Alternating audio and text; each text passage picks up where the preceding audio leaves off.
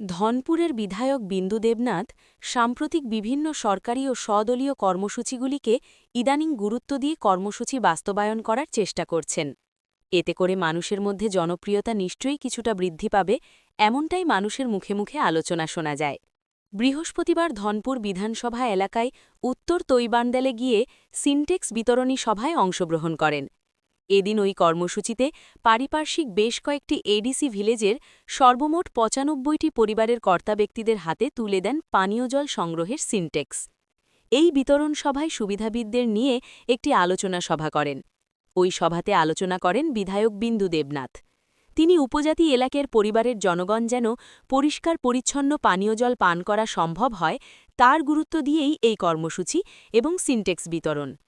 এছাড়া এদিন কর্মসূচিতে অংশ নিয়ে আলোচনা করেন বিশিষ্ট সমাজসেবক উত্তম দাস এবং বিআরসি চেয়ারম্যান ভারমুল নোয়াতিয়া।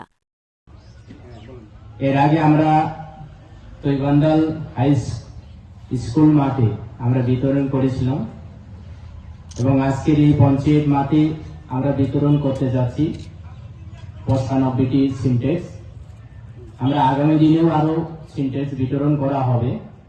আমরা আজকে আমাদের এই ফাইন্যান্সিয়াল ইয়ারে অর্থাৎ এই অর্থ বছরে আমাদের যতদূর দরা ছিলেন প্রত্যেকের যারা অ্যাকাউন্ট আছে, যদি না থাকে সরকার নিজে অ্যাকাউন্ট বানাইছে, মনে আছে নি?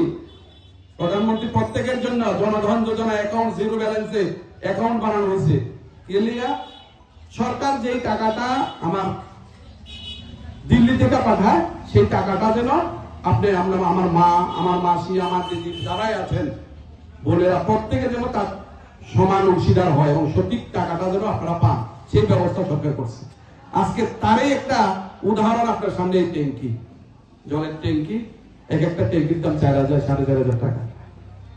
এর আগেও আপনার আমার মনে আছে এই স্কুলে প্রায় ১০০র মতো মায়েরা আমাদের এই সিনটেক্স দেওয়া হয়েছে।